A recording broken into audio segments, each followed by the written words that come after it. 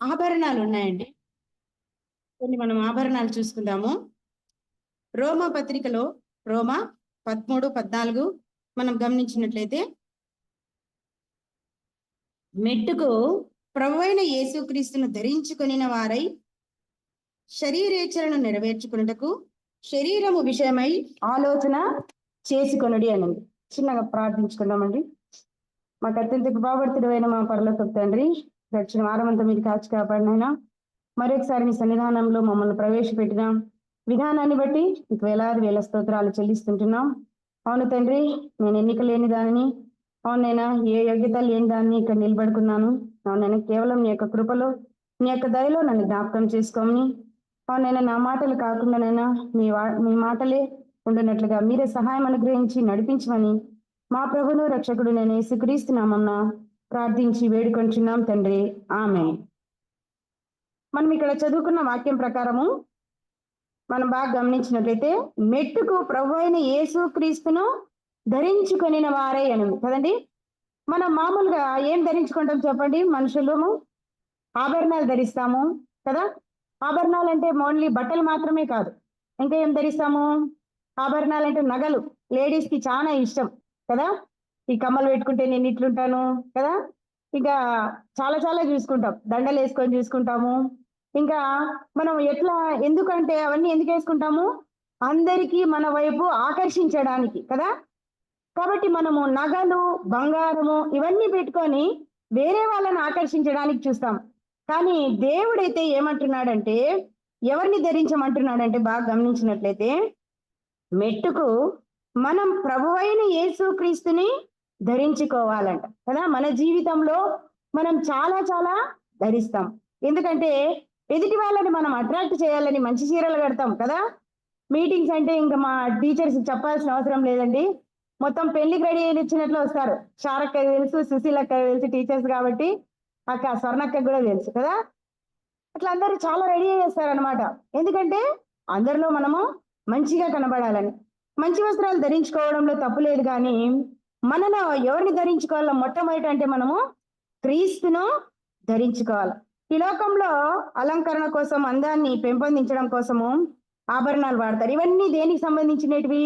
శరీర సంబంధమైన ఆభరణాలు మాత్రమే. కానీ ఈ శరీర సంబంధమైన ఆభరణాలు మనకి లోకంలో ఎక్కడైనా దొరుకుతాయి కదా. సుభాష్ రోడ్ అంతా అవే, పాతూరులో పోతే పాతూరులో కూడా అవే. 1 గ్రామ్ గోల్డ్ అనేసి చాలా అమ్ముతారు కదా. గోల్డ్ లేని వాళ్ళందరూ కొనుక్కుంటారు, ఉన్నోళ్ళు కూడా ఈ మధ్య కొనుక్కుంటున్నారు లేండి. గోల్డ్ కి దానికి తేడా అస్సలు లేదు కదా. మెరిసేదంతా బంగారం అని ఒక సామెత ఉంది కదా. మెరిసేదంతా బంగారం కాదు, కానీ బంగారం కంటే మామూలుగా ఎక్కువ మెరుస్తుంటాయి కదా. అట్లా జ్యువెలరీస్ అంటే లేడీస్ చాలా ప్రాముఖ్యత ఇస్తాం. కానీ దేవుడు ఏమని చెప్తున్నాడంటే, నన్ను ధరించుకోమని చెప్తున్నాడు కదా. కాబట్టి దేవుడు మనకి కొన్ని ఆత్మీయ ఆభరణాలు ఇచ్చినాడండి. దానిని మనం చూసుకున్నాము. దేవుడు మనలో ఆత్మీయ ఆభరణాలలో ఏం వెతుకుతున్నాడంటే, అక్షయమైన అలంకారాన్ని చూస్తున్నాడు. అక్షయం అంటే ఏమి? క్షయము కాదు, అది ఎప్పటికీ అలానే ఉంటుంది కదా. దేవుడు అన్నట్లుగా, దేవుడు మనల్ని ఒక్కసారి దీవిస్తే అది ఎప్పుడూ ఆశీర్వదించబడే ఉంటుందంట కదా. కాబట్టి దేవుడు కూడా మనలో అక్షయమైన అలంకారాన్ని చూస్తున్నాడు.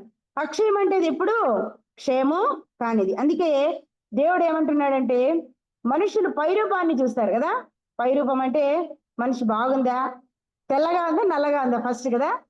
తెల్లగా ఉంటే ఓహో బాగుంది పర్వాలేదు అనుకుంటారు. నల్లగా ఉంటే నల్లగా ఉందా, ముక్కు మగం సరిగ్గా ఉందా లేదా అంటారు కదండి. కాబట్టి మనుషులు పైరూపాన్ని మాత్రమే లక్ష్య పెట్టే వాళ్ళుగా ఉంటారు, కానీ దేవుడు హృదయాన్ని లక్ష్య పెడతాడంట. అందుకనే మనము కొన్ని ఆభరణాలను చూసుకుందామండి. నేను గమనించినట్లయితే కొన్ని ఆభరణాలు నేను గమనించినాను. రక్షణ అనే ఆభరణం మొట్టమొదటిగా మనం చూద్దామండి. కీర్తన 149 4వ అధ్యాయంలో మనం గమనించినట్లయితే, కీర్తనలు 149 4వ అధ్యాయం 4వ వచనం.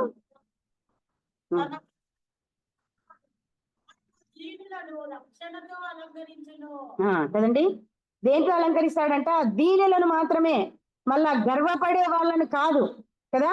అందుకే మనం దేవుని దగ్గర ఆశ్రయం పొందాలంటే ఈ రక్షణ అనే ఆభరణం ఎట్లుండాలో దేవుని దగ్గర దీనత్వం కలిగి కదా, ఎవరైతే విలిగి నలిగిన హృదయాన్ని కలిగి ఉంటారో నేను వాళ్ళనే గమనిస్తాను అంటున్నాడు దేవుడు. కాబట్టి ఈ రక్షణ అనే ఆభరణం కదండి మనకు ఎవరు ఇచ్చినారంట?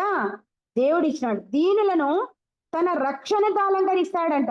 కాబట్టి మనకి ఈ అలంకరణ అనేది చాలా ముఖ్యమైనది. దీనంగా ఉండడం కదా, దీనంగా ఉండడం అంటే మన చేతగాని విషయం కదా. దీనత్వం అంటే ఒకరు ఏమన్నా అనిపించుకోవాలా కదా, ఒకరు ఏం చేసినా దానికి మనం ఇది కావాలా, అంత మనం తగ్గింపు ఉండాలా మనలో కదా. దేవుడు అట్లాంటి వాడే, దేవాది దేవుడు కదా, మన కోసము ఈ లోకానికి ఏమై వచ్చినాడండి? దీనత్వంతో వచ్చినాడు కదా. పశువుల పాకలో పుట్టినాడు. ఎవరైనా పశువుల పాకలో పుడితే ఇష్టపడతారా?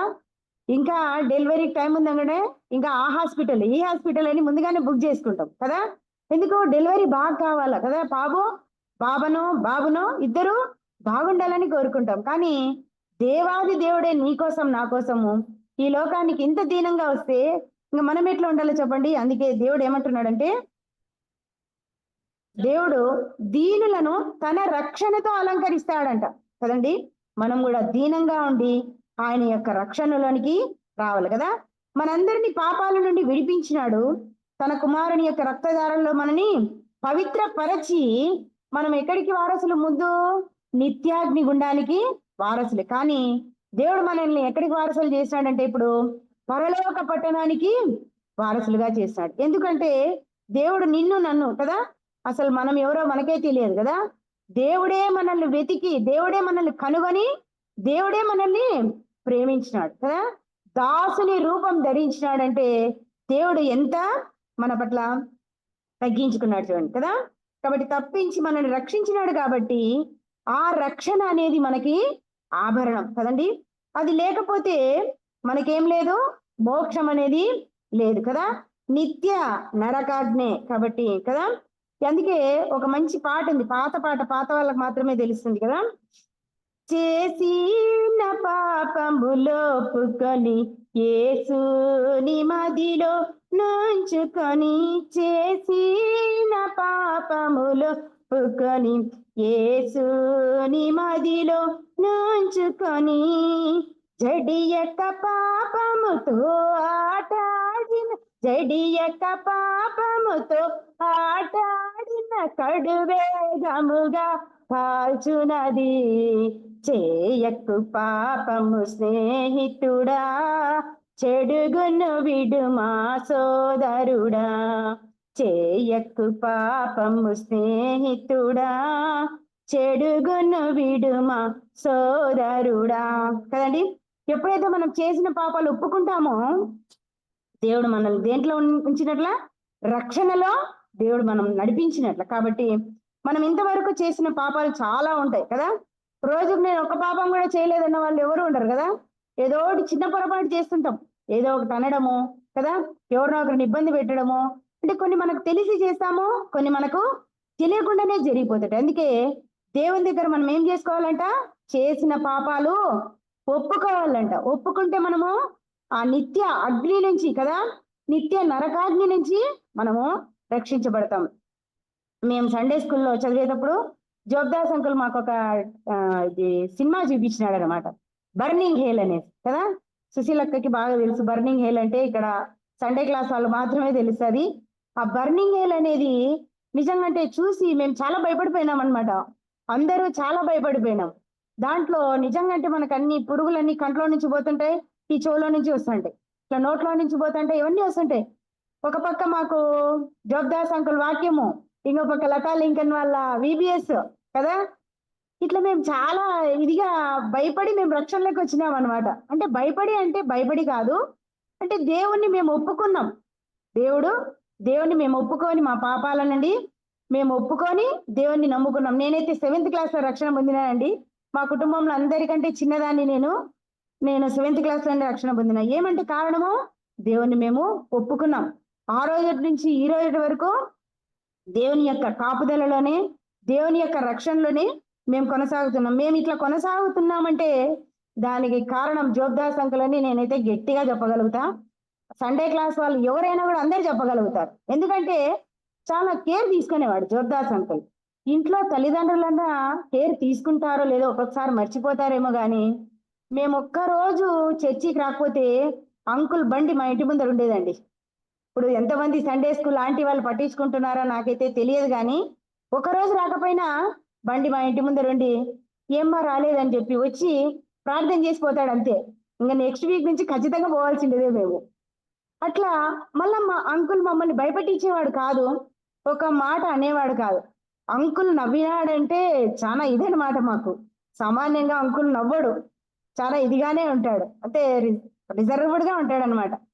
వందనాలు అంకుల్ అంటే వందనాలు తప్ప రెండో మాట మాతో మాట్లాడేవాడు కాదు. కానీ మేమంతా భయపడే వాళ్ళం అనమాట అంకుల్కి.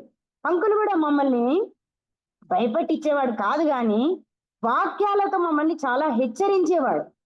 పండక్కి మేము గోరంటాకు పెట్టుకుంటాం కదా, అందరూ గోరంటాకు పెట్టుకుంటే అంకుల్ ఏమనేవాడంటే ఏమ్మా చేతులు ఎర్రగా ఉన్నాయంటాడు.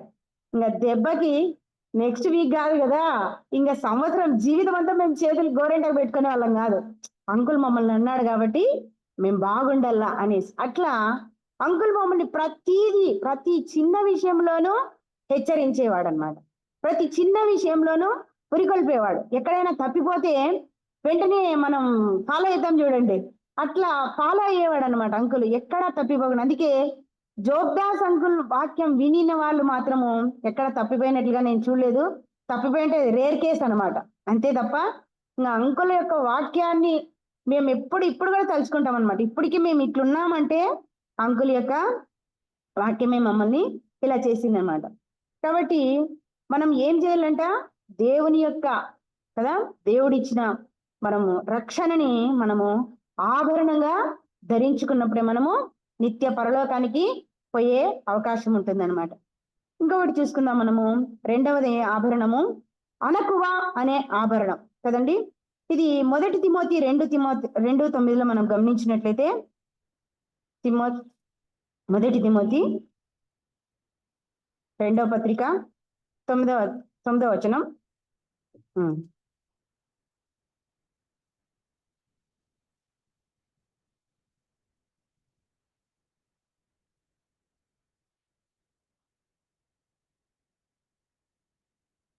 కదండి.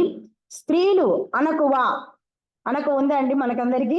మనందరం ఇక్కడ స్త్రీలే కదా, ఒక్క మాట అంటే 10 మాటలు మాట్లాడేస్తాం కదా, టప టప టప టప పేలిపోతాయి ఒక మాటకి కదా.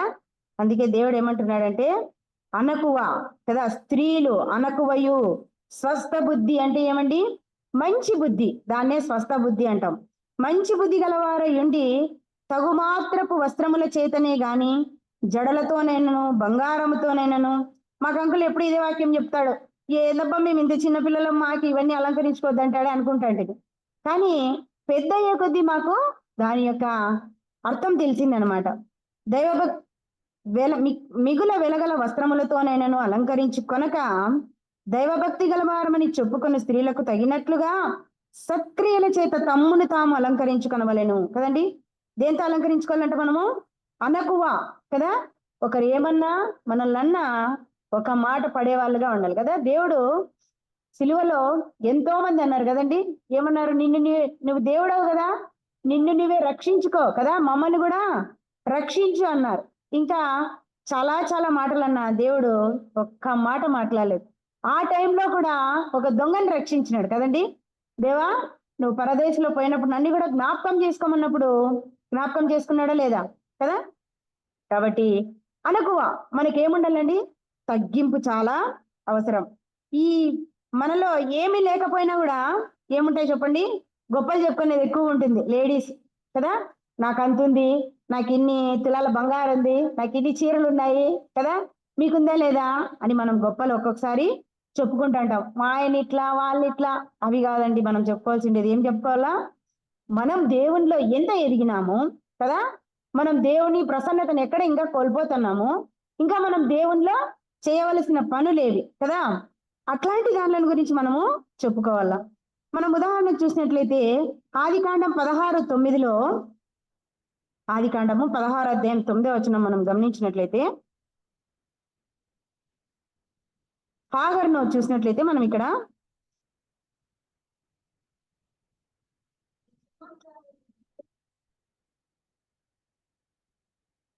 కదండి. యెహోవా దూత ఏం చెప్పింది? నీ యజమానురాలి యొద్దకు తిరిగి వెళ్ళి ఆమె చేతి క్రింద అణగి ఉండమనింది. అంటే అణకువగా ఉండాలని దీని అర్థం. మొట్టమొదట శారా అబ్రహాముని దాసితో పొమ్మన్నప్పుడు ఏమో వెళ్ళింది, కానీ తాను ఎప్పుడైతే గర్భవతిని అయినది తెలుసుకొనిందో కదండి, అప్పుడు ఏమొచ్చేసింది శారాకి, ఈమె హాగరికి గర్వం అనేది వచ్చేసింది కదా. ఓహో, నా గర్వాన్ని అణచాలంటే దేవుడు ఏం చేసినాడు? ఎక్కడ పంపించినాడు గర్వాన్ని అణచడానికి? హాగరును అరణ్యానికి పంపించినాడు కదా. ఇక్కడ హ్యాపీగా తిని లక్షణంగా ఉండేది కదా, ఎవరి దగ్గర? శారా దగ్గర కదండి. ఎప్పుడైతే మనలో కూడా గర్వం వచ్చిందంటే దేవుడు మనల్ని అరణ్యానికి కాదు, మనల్ని హాస్పిటల్కైనా పంపించచ్చు, ఇంకా వేరే దానికైనా కూడా పంపించచ్చు. కాబట్టి అనకువ అనేది మనకు లేకపోతే నెక్స్ట్ పర్యవసానం అదేనమాట. నాకు ఇంతుంది అంతుందని విరవీగితే దేవుడు అరణ్యానికి పంపించినాడు కదండి. కానీ అక్కడ అరణ్యంలో మంచిదే జరిగింది అనుకోండి కదా. దేవదూత వచ్చి మాట్లాడింది, ఏమని పేరు పెట్టింది? హాగరు దేవుణ్ణి చూచుచున్న దేవుడు అని పేరు పెట్టగలిగింది. మొట్టమొదట హాగరు దేవునికి పేరు పెట్టినట్లుగా మనం చూస్తున్నాం. అందుకనే గర్వం మనలో ఎప్పుడే గాని ఉండకూడదు. గర్వాన్ని మనం అణుచుకోవాలా. మనలో గర్వం ఉంటే ఏం చేశాడు దేవుడు? పై నుంచి కిందికి దొబ్బేస్తాడు. కాబట్టి శారా ఇక్కడ గర్వించింది. ఇంటి నుండి పారిపోతానే దేవుని దూత బుగ్గ యుద్ధ కనుగొని నీవు నీ యజమానురాలి యుద్ధకు వెళ్ళి అణిగి ఉండమన్నాడు. హాగరు చెప్పినప్పుడు శారా ఫస్ట్ లోబడింది, కానీ కొడుకు పుట్టగానే గర్వపడినట్లుగా మనం చూస్తున్నాం. మనం కూడా దేవునితో పని ఉన్నప్పుడు ఏం చేస్తామండి? దేవుని దగ్గరికి బాగా వస్తాం, ప్రతి మీటింగ్కి అటెండ్ అవుతాం కదా. ఎందుకంటే మనకు అవసరం కాబట్టి. అవసరం అయిపోతానే మనం ఏం చేస్తాం? దేవుణ్ణి వదిలిపెట్టేస్తాం కదా. కాబట్టి దేవుణ్ణి వదిలిపెట్టి మనం బ్రతకలేము. దేవుని ఒకవేళ వదిలిపెట్టి మనం బ్రతికినా దేవుడు మనల్ని విడిచి ఉండలేడు. ఆయన కృప అనేది మనతో ఎప్పుడూ ఉంటుంది కదండి. కాబట్టి గర్వపడకుండా అణగి మనకి తగ్గించుకొని జీవించాలి. అది కూడా మనకి ఒక మంచి ఆభరణంగా ఉంది కదమ్మా. మూడోది గమనించినట్లయితే మనము సత్క్రియ అనే ఆభరణం. 1 తిమోతి 2వ అధ్యాయం 10వ వచనం చూద్దాము.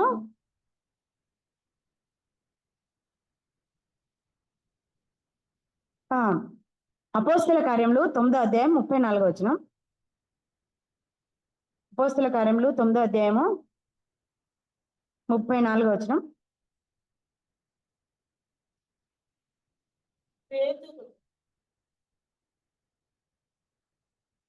34 కాదు, దొర్కా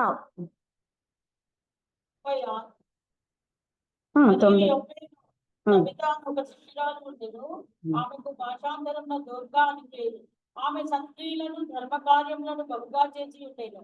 ఆ దినములంతా ఆమె కార్యక్రమాన్ని చనిపోగా వారు శవమును కడిగి మేడగదిలో పట్టబెట్టింది కదండి. యొప్పేలో మనకు తెలుసు అందరికి తబితాకి దొర్కా అని ఒక పేరుంది. ఆమె ఏం చేసిందండి? సత్క్రియలు చేసిందంట. ఏం చేసింది?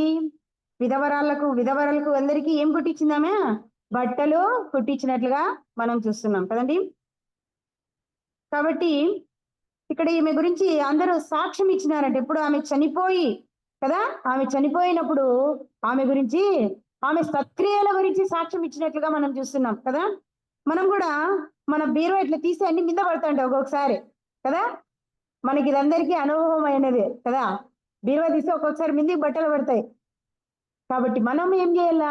మనకు ఉన్న దానిలోనే మనకు తెలిసిన వాళ్ళకి, బీద వాళ్ళకి, మనకి 100 చీరలు ఉన్నాయనుకోండి, 100 కడతామా? 100 కట్టలేం కదా. నెలకు 30 రోజులు అనుకోండి, 20 చీరలు కడతాం అంతే. హాలిడేస్ అవన్నీ పోయి 20 చీరలు మాత్రమే కట్టగలుగుతాం కదా. ఆ మిగిలిన చీరలు ఏం చేయాలా? బీద వాళ్ళకి మనకిస్తే అది ఒక సత్క్రియగా మనకి గుర్తించబడుతుంది. అంతేకాకుండా సత్క్రియ ద్వారా మనం ఎవరిని రాబట్టుకోవచ్చు అనమాట. ఎవరిని? అన్యులనైనా ఎవరినైనా వాళ్ళకి ఇస్తే మనం ఊరికే ఉంటామా? వాళ్ళకి ఏం చెప్తామండి? మనము వాక్యం చెప్తాం కదా. మా ఇంటి దగ్గరికి ఒక ఆమె వస్తుంది అనమాట, గంపలో ఆకుకూరలు తీసుకొని వస్తుంది. ఆమెకు నేను పండుగ రోజు, అంటే పండగే కాదు, ఎప్పుడన్నా తీసేస్తే కొత్త చీర ఆమెకి ఇస్తాను. ఏంటికమ్మా మీరు నాకు కొత్త చీర ఇస్తావు అనింది. ఈసారి మా దేవుడు పుట్టినరోజు, క్రిస్మస్ క్రిస్మస్ అయితే మీరు బట్టలు పంచుతారా? మళ్ళా మా వాళ్ళు ఎప్పుడు ఇయ్యలేదు, నాకు ఇంతమంది ఇండ్లు తిరుగుతున్నా ఎవరు ఇయ్యలేదు నాకు అని చెప్పింది అనమాట. ఇట్లా దేవుడు మన కోసం చనిపోయినాడమ్మా, దేవుడు వచ్చినాడు ఈ లోకానికి, దేవుడు చనిపోయి తిరిగి లేచి పరలోకంలో ఉన్నాడు, మన కోసము స్థలం అంతా సిద్ధపరిచినాడు అని నేను వాక్యం చెప్తే ఆమె వినింది అనమాట. విని ఆమె దగ్గర ఏదో వేరే చర్చ్ ఉందంట వాళ్ళ ఇంటి దగ్గర, ఆ చర్చికి పోతుందంట ఆమె. అంటే మన ద్వారా కూడా అసలు ఆమెకి మనం వాక్యం చెప్తే వింటుందే చెప్పండి? ఓ అమ్మ బాగా చెప్పినా కానీ ఆకుకూరలు తీసుకుంటే తీసుకో, లేకుంటే పో అంటుంది కదా. కానీ ఆమె వినిందనమాట. అంటే వినడానికి మనం అక్కడ ఒక సత్క్రియ ఏదైనా చేసి మనం దేవుని వాక్యాన్ని చెప్తే వాళ్ళు ఏం చేస్తారు? ఖచ్చితంగా వింటారు. ఆమె అప్పటి నుంచి ఇప్పటి వరకు ఖచ్చితంగా ఆర్డిటి దగ్గర ఏదో చర్చ్ ఉందంట, ఆ చర్చికి ఖచ్చితంగా పోతుందన్నమాట. అట్లా మనం కూడా మన సత్క్రియల ద్వారా, అంటే నేను ఇస్తానని నేను గర్వంగా చెప్పుకోవడం లేదు, ఉన్న వాస్తవం చెప్తున్నాను అనమాట. అట్లా మనం కూడా సత్క్రియలు అవునండి చేస్తే మనం కూడా దాని ద్వారా మనకు దేవుడు ఏమిస్తాడు? ఆశీర్వాదాన్ని ఇస్తాడు కదా. ఈమె అంగీలు కుట్టించేది, ఆమె చనిపోయినా కూడా ఆమె సత్క్రియలు చనిపోయినాయా? చనిపోలేదు కదండి. కొంతమంది చనిపోతారు, పాప పోతే ఓన్లే చెడ్డోడు అంటారు. అదే మంచోళ్ళైతే ఓ చాలా మంచివాడు అంటాం. అట్లనే కవిత కూడా ఇక్కడ మంచి పేరు తెచ్చుకున్నట్లుగా మనం చూస్తున్నాం. సత్క్రియలు ఆమె గురించి సాక్ష్యం ఇచ్చినట్లుగా మనం చూస్తున్నాం కదండి.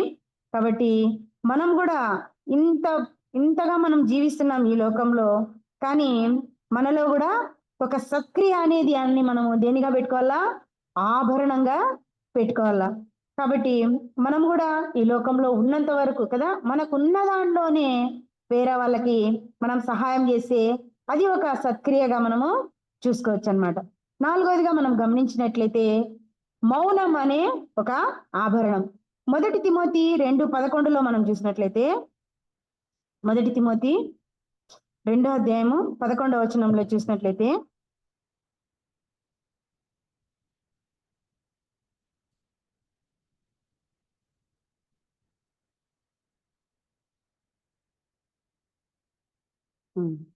కండి సంఘంలో స్త్రీలు ఎట్లుండాలంట?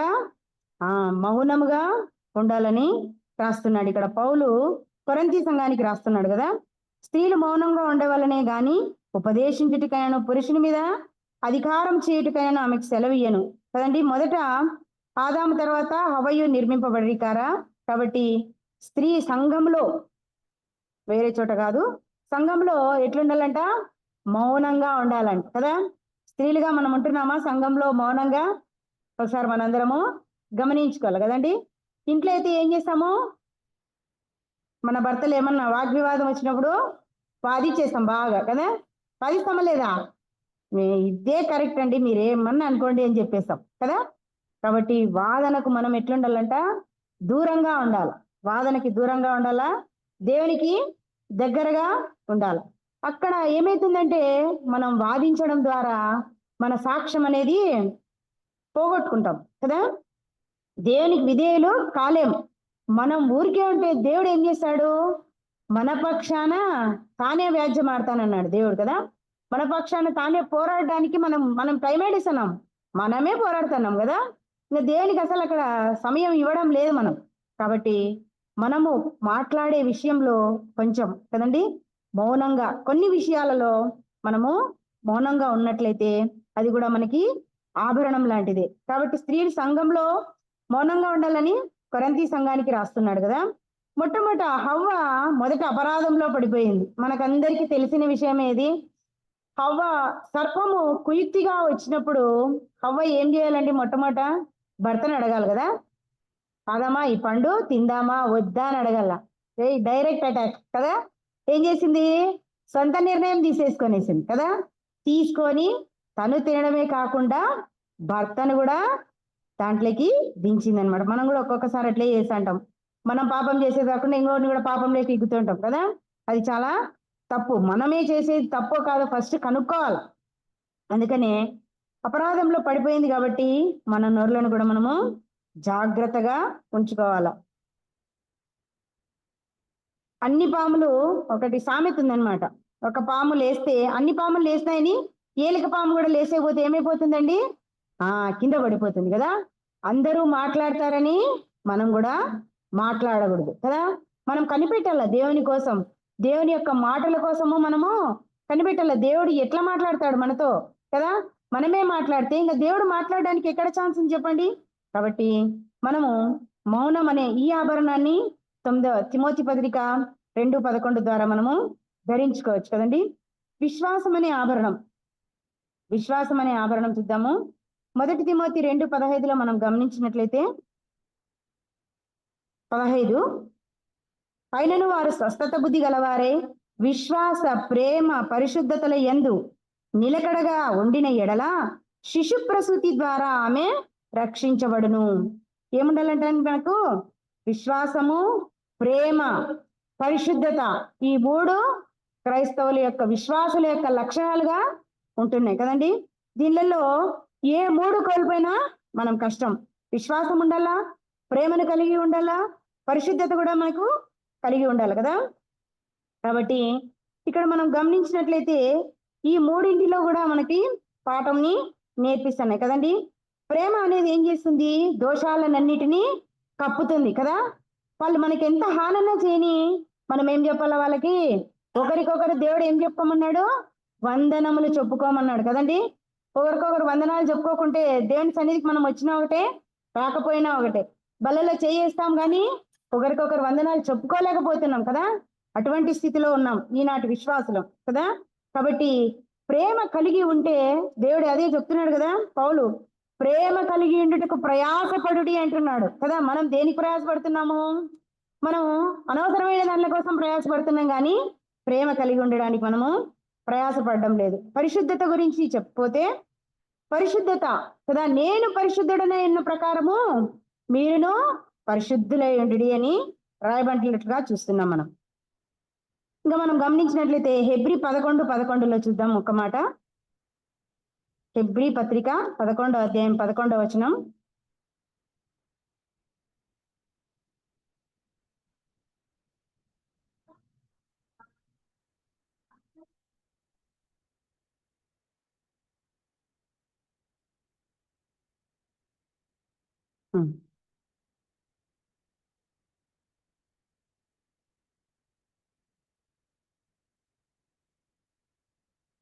చాలు కదండి. విశ్వాసమును బట్టి శారా వాగ్దానం చేసిన వాడు నమ్మదగిన వాడని ఎంచుకొనను గనుక తాను వయస్సు గతించినదేనను గర్భమును ధరించుటకు శక్తిని పొందెను కదా. ఈ కాలంలో మనం చూసినట్లయితే ఈ విశ్వాసం మనకి లేదు కదా. సంవత్సరం చూస్తారు పెళ్ళైనప్పుడు కదా, 1 సంవత్సరం 2 ఏళ్ళు చూస్తారు. ఇంకా పిల్లలు కాలేదని ఎక్కడ పోతాము? డాక్టర్ దగ్గరికి పోతాం. ఇంకా అత్తమామలు అయితే అసలు ఉండిచ్చారు కదా. ఏమో పిల్లలు కాలే. ఇది ఒక పెద్ద క్వశ్చన్ మార్క్ అన్నమాట పెళ్లి చేసుకున్న ప్రతి ఆడపిల్లకి కదండి. ఇద్దరిలో లోపాలు ఉండొచ్చు కానీ నీకే పిల్లలు పుట్టలేదని ఆడపిల్లలే నిందిస్తుంటారు కదా. కానీ ఇక్కడ శారా ఏం చేసిందంటే అండి, ఆ కాలంలో కూడా కదా వాగ్దానాన్ని బట్టి నమ్మదగిన వాడని నమ్మింది. దేవుని ఎవరిని నమ్మినట్టుగా చూస్తున్నాము? నమ్మి కదా నమ్మదగిన వాడని ఎంచుకొనెను గనుక తాను వయస్సు గతించినదైనను గర్భమును ధరించుటకు శక్తిని పొందింది. శారా గర్భం ధరించినప్పుడు ఎన్నేళ్ళండి? 99 సంవత్సరాలు కదా. శారా గర్భాన్ని ధరించినప్పుడు 99 సంవత్సరాలు. 89, అబ్రహాముకి 99, 99 అనుకుంటా. Okay sorry. అట్లా ఆ వయసులో కూడా ఆమె ఏ మాత్రము భయపడలేదు కదా. దేవుడు ఇస్తాడు అనే నమ్మకమే కలిగింది కదా. మనం ఏం చేస్తాము? 1 నెల ప్రార్థిస్తాం, కన్నీటి ప్రార్థన కదండి. 1 నెల 2 నెలలు చేస్తాం, 3 నెలలు చేస్తాం, 4, 5 నెలల ఫస్ట్ కదా. దేవుడు ఇచ్చేది లేదు, మనం పోయేది లేదు కదా. వస్తే వచ్చి లేకుంటే మనం ఏం చేస్తాం అనుకుంటాం. కానీ ఇక్కడ శారా అబ్రహాము అట్లా లేదండి. వాళ్ళు విశ్వాసంతో ముందుకు పోతున్నారు కదా. చాలా విశ్వాసం. అసలు జీవితంలో విశ్వాసం అనేది ఒక ఆయుధం మనం కదా. సర్వాంగ కవచాలలో కూడా విశ్వాసం అనేది మనకు ఉన్నట్లుగా చూస్తున్నాం కదండి.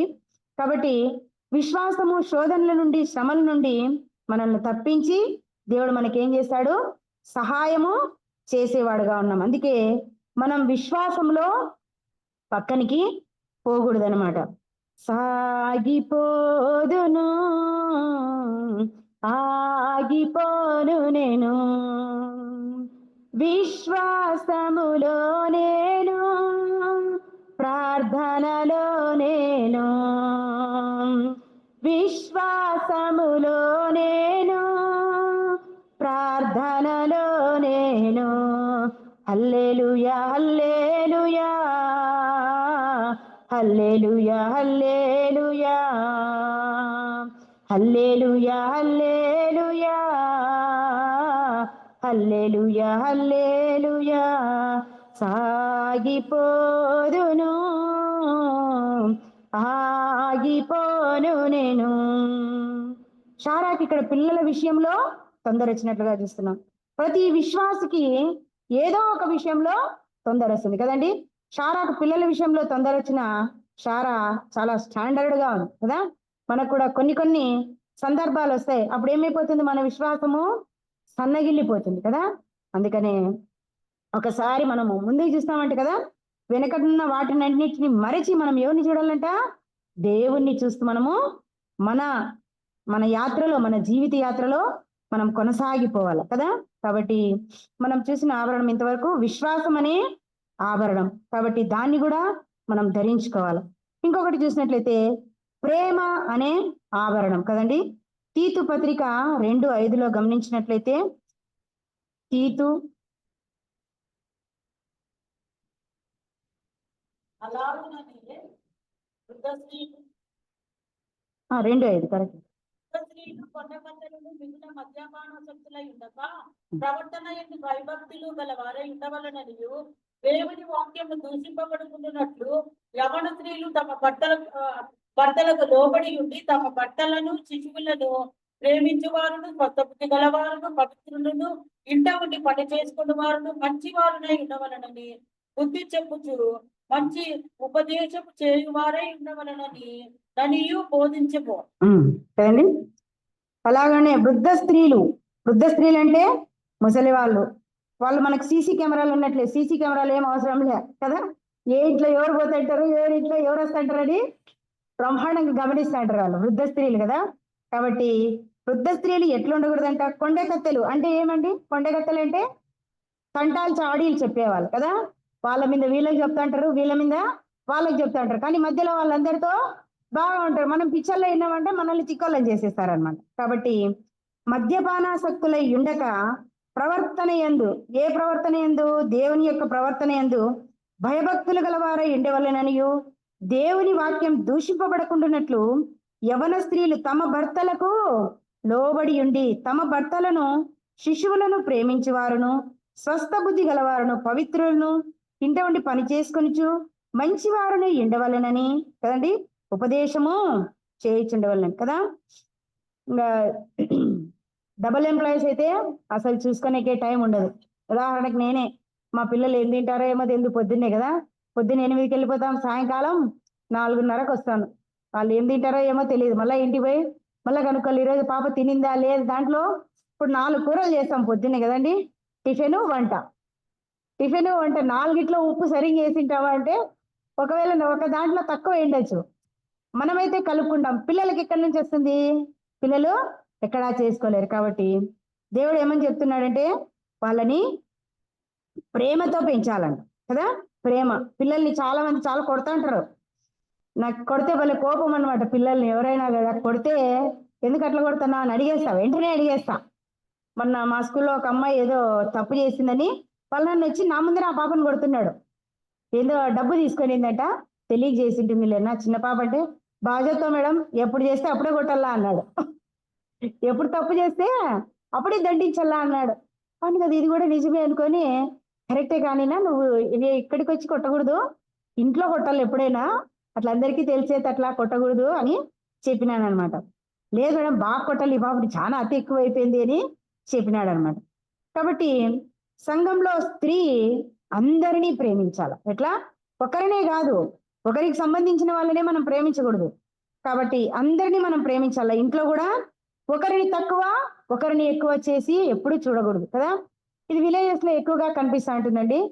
మా స్కూల్కి వచ్చే పిల్లలంతా ఆడపిల్లల్ని మాత్రం గవర్నమెంట్ స్కూల్కి వేస్తారు, బాయ్స్ ని మాత్రము ప్రైవేట్ స్కూల్కి వేస్తారు. ఏమంటే ఆ పాప ఇప్పుడు ఉంటుంది మళ్ళీ పోతుంది టీచర్ అంటారు కదండి. మనలో కూడా కొంతమంది ఉన్నారు, ఆడపిల్లల్ని ఒక రకంగా చూసేవాళ్ళు, మగ పిల్లల్ని ఇంకో రకంగా చూసేవాళ్ళు కూడా ఉన్నారు. కాబట్టి ఇప్పుడు అందుకనే అందరికీ ఈక్వల్ అని వచ్చేసింది. కాబట్టి మనం ఒకరిని ఎక్కువ చేయకూడదు, ఒకరిని తక్కువగా చూడకూడదు. కాబట్టి ఇక్కడ మనం గమనించినట్లయితే పరిశుద్ధ ఆభరణంలో మన ప్రేమ అనేది ఒక ఆభరణంగా చెప్తున్నాం కదండి. కొరింథీ పత్రికలో అనుకుంటా పౌలు రాసినాడు కదా, ప్రేమ లేని వాడనైతే నేను వ్యర్థుడను, ప్రేమ లేని వాడనైతే నేను గనగన మోగు గంటనే గాని నాలో ప్రేమ లేకుంటే ఇవన్నీ వేస్ట్ అని చెప్తున్నాడు. కాబట్టి మనలో ఏముండాలంటే ప్రేమ కదా. దేవుడు కూడా ప్రేమయ్య ఉన్నాడంట. ప్రేమయ్య ఉన్నాడు కాబట్టి మనం ఈరోజు ఇలాగా నిలవబడుతున్నాం. కాబట్టి మనము ప్రేమ అనేది చాలా ఇంపార్టెంట్ అన్నమాట. ఆ ప్రేమ చాలా కష్టమే, కానీ మనం ప్రేమని కలిగి ఉండాల. మొదటి కొరింథీ 15లో మనం చూసినట్లయితే పౌలు ప్రేమను గురించి చాలా చక్కగా వర్ణించినట్టుగా చూస్తున్నాం. హెబ్రీ 11:25లో మనం గమనించినట్లయితే హెబ్రీ పత్రిక 11వ అధ్యాయం 25వ వచనంలో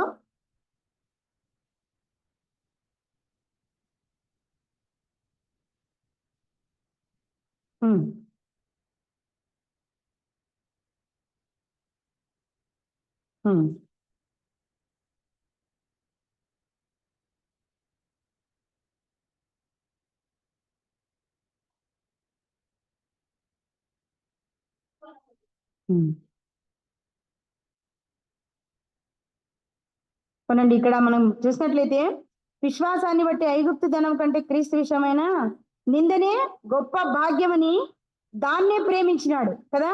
వేరే దాన్నైతే ఇక్కడ మోషే ఆశించినట్లుగా మనం చూడలేదు. కాబట్టి మనం కూడా నిందలు అవమానాలు వచ్చినప్పుడు మనం ఏం చేసే వాళ్ళంగా ఉండాలా? ప్రేమతో దానిని సహించే వాళ్ళంగా ఉండాలి, ప్రేమతో దానిని ఓదార్చుకునే వాళ్ళనుగా మనం ఉండాల. లూకా 18:15లో చూసినట్లయితే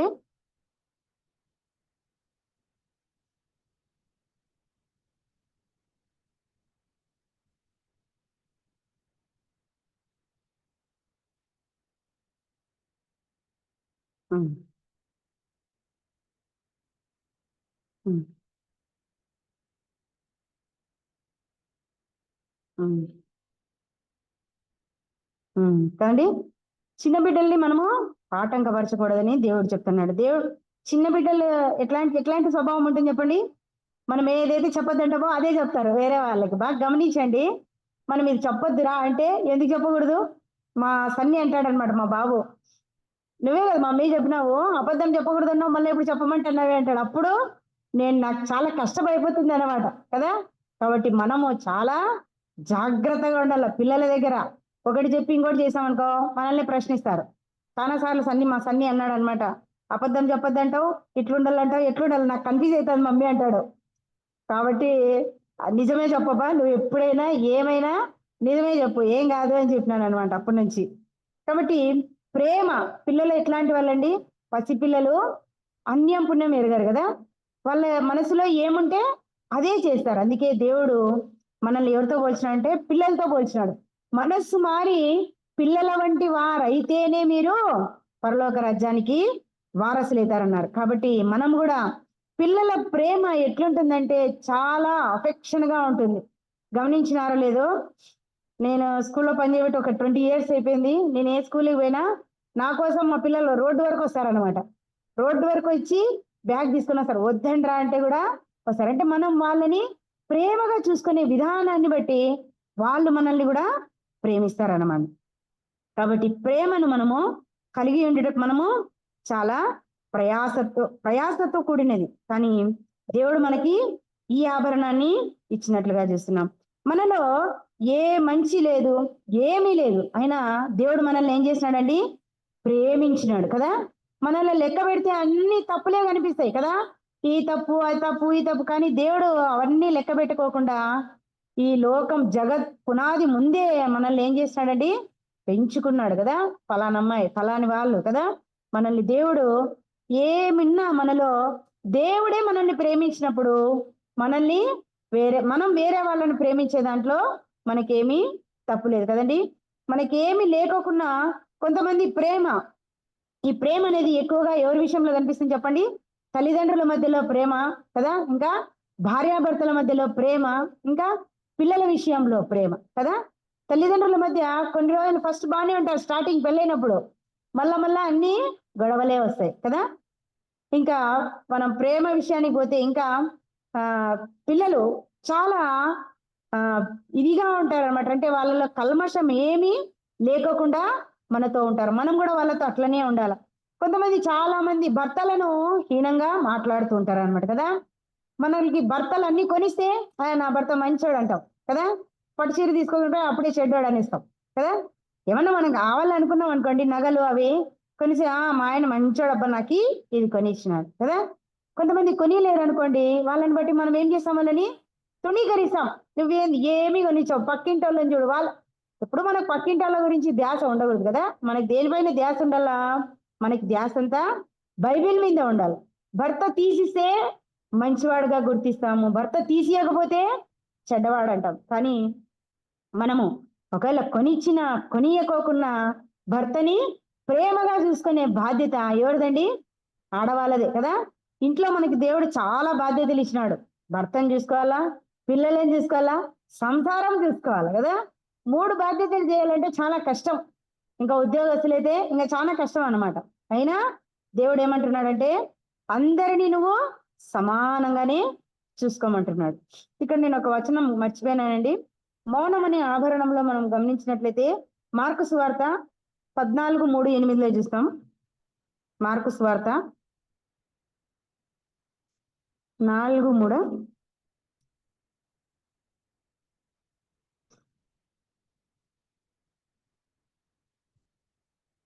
14:3.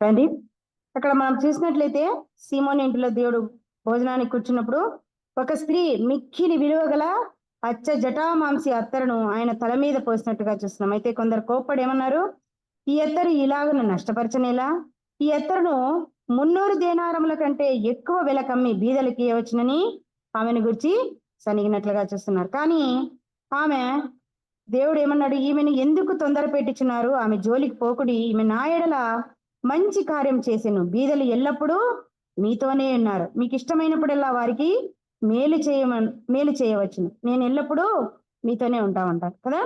అంటే ఒక బీద విధవరాలు చేస్తుంటే ఏం చేస్తున్నారు, ఇక్కడ క్వశ్చన్ చేస్తున్నారు కదా.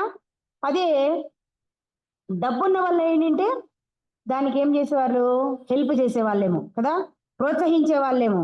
అందుకే దేవుడు ఏమంటున్నాడు, ఆమె జోలికి పోవద్దు అంటున్నాడు. దేవుడు చెప్పినాడు కదా, నా భూస్థాపన నిమిత్తమే ఈమె ముందుగానే ఈ మాట ఈమె చేసినట్టుగా చూస్తున్నాం. అక్కడ ఆమె నోరు ఏమన్నా ఇప్పిందా చెప్పండి? అక్కడ ఆమె అంతమంది అన్నారు అంటే అన్ని రోజులుగా ఆమె బ్రతికిన విధానం వేరే. ఇక్కడ దేవుని పాదాల దగ్గరకు వస్తానే ఏమైందండి, ఆమె మార్పు పొందినట్లుగా చూస్తున్నాం కదా. దేవుణ్ణి ఆమె మౌనంగా ఆరాధిస్తుంది కదా. హన్నా కూడా పెదవులు మాత్రమే కదిపినట్లుగా చూస్తున్నాం కదా. అందుకే ఏలి ఏమన్నాడు, పేరు పెట్టినాడు కదా. కానీ నేను అట్లాంటి దానిని కాదు, నేను ప్రార్థించడానికి మాత్రమే వచ్చినానని హన్నా చెప్తుంది కదా. కాబట్టి ఇక్కడ మనం చూసినట్లయితే బీదలు ఎల్లప్పుడూ మీతోనే ఉన్నారు. కాబట్టి మనం కూడా బీద వాళ్ళని ఏం చేయాలండి, గౌరవించాల. మనం బీద వాళ్ళని కూడా ప్రేమించాలని దేవుడు చెప్తున్నాడు కదా. ఈ పాట మీకు అందరికీ తెలిసిన పాట ఇది. ఆ భోజన పంక్తిలో సీమోను ఇంటిలో అత్తరితో చేసింది ఎసయ్యను, ఆ భోజన పంక్తిలో సీమోను ఇంటిలో అభిషేకం చేసింది అత్తరితో యేసయ్యను, కన్నీటితో తన పాదాలు కడిగింది, తన కురులతో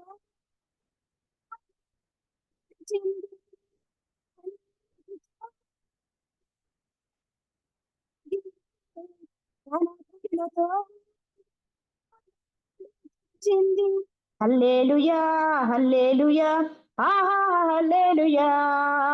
ఆరాధన ఆరాధన ఆత్మీయ ఆరాధన.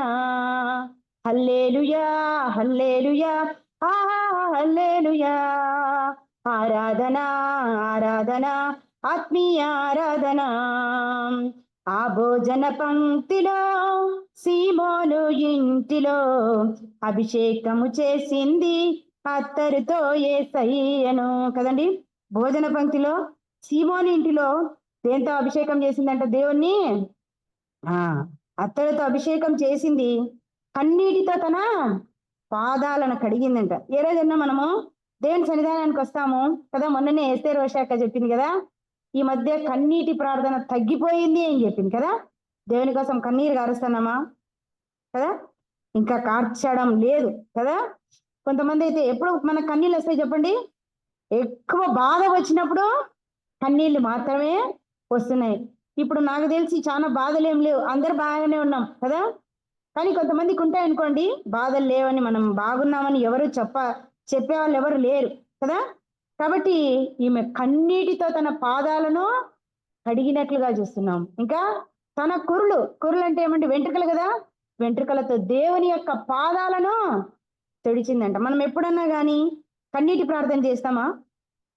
దేవా ఇదిగో మా ఇంట్లో ఈ శోధన ఉంది కదా, ఈ శోధన నుండి మమ్మల్ని తప్పించు దేవా, ఇదిగో మా ఇంట్లో ఫలానాది తక్కువగా ఉంది, అది నువ్వు దయచేయి ప్రభు అని ఎప్పుడన్నా మనం ప్రభు యొక్క సన్నిధానంలో దేవుని యొక్క కాళ్ళు పట్టుకున్నామండి? ఎప్పుడు పట్టుకోలేదు. ఒకవేళ పట్టుకోకపోతే ఇప్పటికైనా కూడా మనము కదా, ఆమె స్త్రీ చూడండి ఎంత బాగా చేసింది కదా, దేవుణ్ణి పాదాలను కడిగిందంట, తుడిచిందంట కదా. మనకు అసలు ప్రార్థనలో వస్తే ఒక చుక్క కూడా రావనుకుంటా, కొంతమందికి వస్తాయి. కానీ కన్నీటి ప్రార్థన అనేది మనకి దేవునికి మధ్య సంబంధాన్ని పెంచుతుంది. ఎప్పుడైతే మనలో ప్రార్థన లేదో, ప్రార్థన లేకపోతే దేవునికి మనకి సన్నిహిత సంబంధం ఏమవుతుందంటే తగ్గిపోతుంది. కాబట్టి మనము తగ్గించుకొని దేవుని యొక్క సన్నిధిలో మొరపెడితే దేవుడు ఖచ్చితంగా మన మొరను ఆలకించేవాడుగా ఉంటున్నాం కదండి. కాబట్టి ఈ ప్రేమ అనే ఆభరణాన్ని ఇంతవరకు చూసుకున్నాం మనము. ఇంకొకటి చూసుకుందాం, లోబడుట అనే ఆభరణం. లోబడుట 1 పేతురు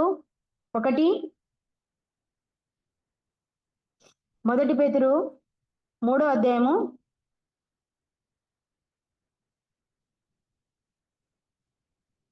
1 నుండి 6 వరకు.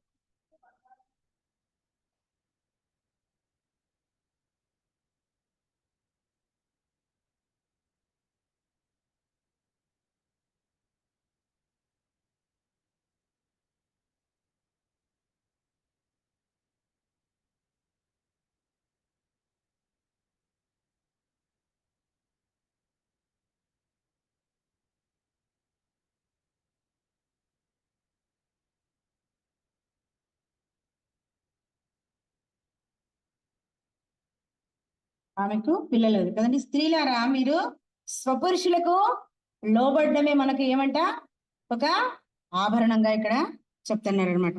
వారు భయముతో కూడిన మీ ప్రవర్తనలు చూచి వాక్యము లేకుండానే తమ భార్యలు నడవవలసిన రాబట్టబడవచ్చునంట కదండి. తమ భార్యలు నడవడి వలన, నడవడి అంటే ఏమి? మనం నడిచే నడక కదా. మనం అనుకుంటూ ఉంటాం మనల్ని ఎవరు గమనిస్తారులే బా, చక్కగా పోతాం చక్కగా వస్తామని కదా. మనల్ని చూసే కన్నులు చాలా ఉంటాయి. కాబట్టి మన నడవడిక ఎట్లుండాలంటే దేవునికి అనుగుణంగా ఉండాల. కాబట్టి మనం ఎటువంటి బుద్ధి గల వాళ్ళ ఉండాలంటే ఇక్కడ లోబడుట కదండి. ఎవరికి లోబడాలని? మనము స్వపురుషులకు లోబడాల. స్వపురుషులకే లోబడం అంటే ఇంకా దేవునికి మనం ఎంత లోబడేలా చెప్పండి? చాలా లోబడవలసిన వారిగా మనము ఉంటున్నాం కదా. శారాను చూసినట్లయితే మనం ఇక్కడ ఆదికాండము 18వ అధ్యాయంలో గమనించినట్లయితే, ఆదికాండం 18వ అధ్యాయము 6వ వచనంలో గమనించినట్లయితే,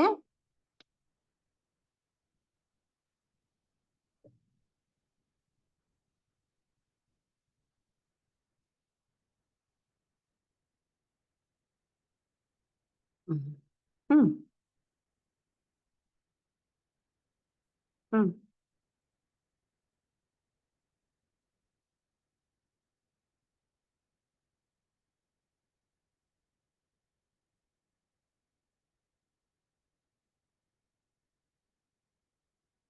చాలా.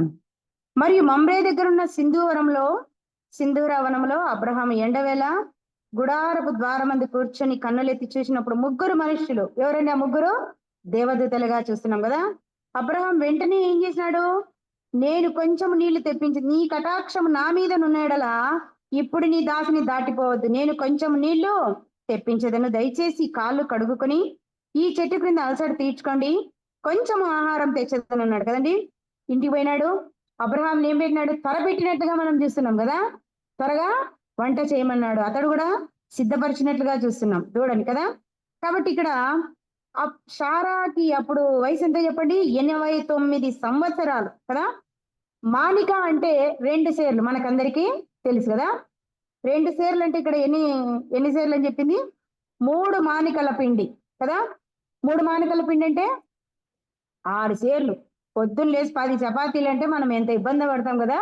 అవి రుద్దాలా, ఒక పక్క తిప్పాలా. ఎవరైనా ఇంటికి వచ్చిన గెస్ట్లు చపాతీలు మాత్రం పెట్టుకో, బాగా గమనించారా?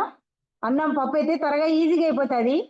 చపాతీలు అంటే కొంచెము కష్టపడాలా. మళ్ళా ఇతను ఇక్కడ వచ్చి షారాకే చెప్పినాడు, అంటే తన ఇంట్లో పని వాళ్ళందరూ ఉన్నారు కానీ అబ్రహాము షారాకే చెప్పినాడు. మన ఇంటికి ఎవరైనా గెస్ట్లు వస్తే మనం ఎవరికి చెప్తారు? మనమే చేస్తాం కదా. మన వంట మెచ్చుకోవాలని కదా. మనం ఎవరికి చెప్పం, పనులకు చెప్పం. ఎందుకంటే గెస్ట్లు వచ్చినప్పుడు మనమే చేసి పెట్టాలని ఆశ. ఇక్కడ కూడా షారాకు అబ్రహాము చెప్పినప్పుడు మళ్ళా మధ్యాహ్నం తీసుకొని వచ్చినావా నువ్వు అని ఒక్క మాట కూడా అనలే కదా. మనమైతే అన్నం తిని శుభ్రంగా వండుకున్నప్పుడు ఎవరైనా తెస్తే భలే చిరాకు పడతాం, మళ్ళా లేయాలా మళ్ళా చేయాలా అనేసి. ఇక్కడ షారా అస్సలు చిరాకు పడినట్లుగా తనని చూడలేదు మనం కదా. తన భర్తకు లోబడినట్లుగా చూస్తున్నాం. లోబడి 6 సేర్ల పిండి చపాతీలు చేసిందంటే ఆ వయసులో ఎంత గ్రేట్ కదండి. కాబట్టి అప్పుడు ఆమెకి స్త్రీ ధర్మం కూడా ఉడిగిపోయినట్టుగా చూస్తున్నాం. వృద్ధురాలు త్వరపడాలంటే చాతవుతుందా? కానీ యవ్వనస్తురాల్లాగా ఆమె చేసినట్టుగా మనం చూస్తున్నాం. కాబట్టి నిత్యము ఆమె భర్తకు లోబడింది కాబట్టి దేవుని చేత వాళ్ళు ఆశీర్వదించబడినట్లుగా మనము చూస్తున్నాం. కాబట్టి మనకు కూడా ఎప్పుడన్నా వచ్చినప్పుడు మనం ఏం చేస్తాం? ఒక్కొక్కసారి విసుగుపడుతుంటాం బంధువులు ఎవరన్నా వస్తే. కానీ ఈమైతే దేవుని దూతలకు ఆహారాన్ని సిద్ధపరిచినట్టుగా మనం చూస్తున్నాం. ఇంకా లోతు కూడా దేవదూతలకు ఆహారాన్ని సిద్ధపరిచినట్టుగా చూస్తున్నాం. మనం చూసినట్టయితే వాళ్ళ భార్య చేసినట్టుగా లేదు కదా. అప్పములు చేసేను అని ఉంది కాబట్టి లోతే తయారు చేసినట్టుగా అనుకుంటాను నేనైతే. కాబట్టి ఆమె 89 సంవత్సరాలలో కూడా షారా ఎవరికి లోబడినట్లుగా చూస్తున్నాం? అబ్రహాముకు లోబడింది. మనం ఎంతవరకు లోబడతామండి? భార్యలుగా భర్తలకు ఫస్ట్ మాత్రమే లోబడతాం. పెళ్ళిళ్ళు పిల్లలు పో అంటాం కదా. కానీ మన జీవితంలో అట్లుండకూడదు. షారాన్ని చూసుకొని మనం ఏం చేయాలంటే విధేయత, లోబడుట. షారాన్ని చూసి షారా బ్రతికినంత కాలము అబ్రహాముని దాసునిగా పిలిచినట్టుగా చూస్తున్నాం కదండి. యజమానుడు అని పిలిచింది కదా. యజమానుడు. మనమైతే భర్తల్ని పేరుతో పిలుస్తుంటాం. నేను కూడా అట్లే పిలుస్తాను. ఎందుకంటే మా ఆయన చెప్పినాడు అనమాట, పెళ్లి కాకముందే నన్ను అది ఇది అండి అనద్దు, నాకు సరిపోదు, రాజునే అనమని చెప్పినాడు అనమాట. వద్దు అట్లా పిలిచకూడదంటే లేదు నాకు రాజు అంటేనే ఇష్టం అన్నాడు కాబట్టి పిలుస్తా, అంతేగాని వేరే విషయాలలో ఎక్కడ నేనేం మాట్లాడిన తన్ని. అదొక్కటి రాజు అనేది ఒక్కటే ఉపయోగిస్తారనమాట. ఆంటీ వాళ్ళు చెప్తుంటారు అప్పుడప్పుడు భర్తలు అట్లా పిలిచకూడదని. నేను అనుకుంటా దేవా నన్ను ఈ విషయంలోటే తప్పు, నన్ను క్షమించమని అడుగుతా ఉంటాను. కాబట్టి మనం కూడా భర్తలని 10 మందిలో ఉన్న మర్యాద చేయాలా, మర్యాదగా పిలిచాలా, మనం భర్తల్ని గౌరవించే వాళ్ళుగా మనం ఉండాలి కదండి. కాబట్టి 1 పేతురు 3:6లో మనం చూసినట్లయితే 5:5లో గమనించినట్లయితే లోబడుట అనేది, చిన్నలారా మీరు పెద్దలకు లోబడి ఉండి మీరందరూ ఎదుటివాని ఎదుట దీన మనస్సు అను వస్త్రము ధరించుకొని మిమ్మును మీరు అలంకరించుకోండి. లోబడి ఉండుటనే మనకి ఇక్కడ అలంకరణ కదండి. లోబడుట అనేది ఒక ఆభరణంగా ఉంది. కాబట్టి చిన్నలారా పెద్దలకు లోబడి ఉండమన్నాడు. మనమందరినీ ఏమంట? ఎదుటివాని ఎడల దీన మనస్సు అను వస్త్రంను ధరించుకొని మిమ్మును మీరు అలంకరించుకున్నారు కదండి. మనకు వస్త్రాలు ఉన్నాయా? దీన మనస్సు అనే వస్త్రం ఉందే. మనకి ఎప్పుడు గర్వమే కదా, నాకేం తక్కువ, ఆమె కన్నా అన్ని ఎక్కువే కదా, తగ్గేదే లేదంటున్నాం కదండి. కానీ దేవుడు ఏమంటున్నాడు? నువ్వు తగ్గితేనే నేను నిన్ని లెక్క పెడతాను. దీన మనసును వస్త్రం ధరించుకొని మిమ్ముని మీరు అలంకరించుకోండి అన్నాడు. అందుకే దేవుడు అహంకారులను ఎదిరించి దీనులకు కృప అనేది అనుగ్రహిస్తాడంట కదండి. కాబట్టి మనం కూడా ఇంతవరకు ఎదుటివాని ఎదుట కదా, మనం అహంకారమైన ఒక వస్త్రం ఉంటే దాన్ని ఇప్పుడే మనం ఏం చేసేసుకోవాలా? తీసేసుకొని మనం ఎటువంటి వస్త్రం ధరించుకోవాలండి? దీన మనస్సు అనే వస్త్రాన్ని ధరించుకోవాలా. అంతేకాకుండా దేవుడు తగిన సమయం అందు మిమ్మును హెచ్చించినట్లు ఆయన బలిష్టమైన చేతి క్రింద దీన మనస్కులై ఉండి కదండి. మనకి దీనత్వం ఉందా? ఇంకా లేకపోతే మనం కూడా ఈ శారా ఏ విధంగా లోబడిందో, ఏ విధంగా తను దీనమైన మనస్సును కలిగి తన భర్తను ఏం చేసింది? హెచ్చించింది, తను తగ్గించుకున్నట్టుగా చూస్తున్నాం కదండి. కాబట్టి మనం కూడా ఇవన్నిటినీ గమనించినట్లయితే కదా, లోబడుట అనే ఆభరణం ఇది కదండి. కాబట్టి మనకు ఆభరణం ఏమి? మనం వేసుకునే బంగారు కాదు ఆభరణాలు, మనం వేసుకునే వెలగల వస్త్రాలు కాదు ఆభరణాలు. ఈ ఆభరణాలే మనం ధరించుకొని కదా పరిశుద్ధమైన స్త్రీలుగా మనం ఈ లోకంలో సాగిపోదాము. ఒకసారి అన్ని చూసుకుందామండి. మొట్టమొదటిది రక్షణ అనే ఆభరణము, రెండవది అనకువ అనే ఆభరణము, మూడవది సత్క్రియ అనే ఆభరణము, నాలుగవదిగా చూస్తే మౌనం అనే ఆభరణము, ఐదవదిగా చూస్తే విశ్వాసం అనే ఆభరణము, ప్రేమ అనే ఆభరణం, ఇంకొకటి లోబడుట అనే ఆభరణం కదా.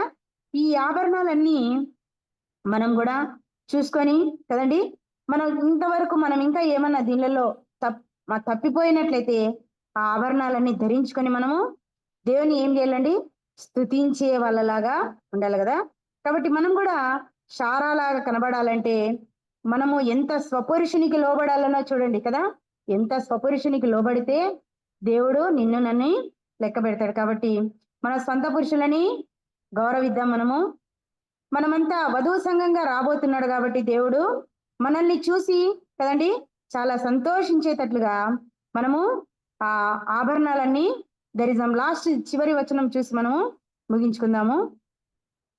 కీర్తన 45:11 చూసుకుందాము. కీర్తన 45:11.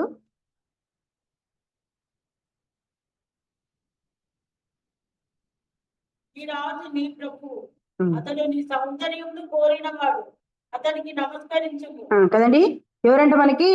ఈ రాజు నీ ప్రభు. కాబట్టి నీ సౌందర్యమును కోరినవాడు. కాబట్టి మనల్ని మనం తగ్గించుకొని దేవునికి ఎప్పుడైతే నమస్కరిస్తామో దేవుడు మనల్ని యొక్క మనవిని ఆలకిస్తాడు. కాబట్టి మనము ఇటువంటి ఆభరణాలని కలిగి ఉండి దేవునికి మనం ఏం చేయాలండి? మనం ఇటువంటి ఆభరణాలు కలిగి దేవుని మనం కూడా స్తుతించే వాళ్ళలాగా, దేవుణ్ణి మనము కొనియాడే వాళ్ళలాగా, మనకి ఏమి ఆభరణాలు లేకపోయినప్పటికీ ఈ ఆభరణాలన్నీ ధరించుకొని మనము మన యొక్క విశ్వాస జీవితంలో ముందుకు పోవడానికి దేవుడు తన కృపను అనుగ్రహించింది.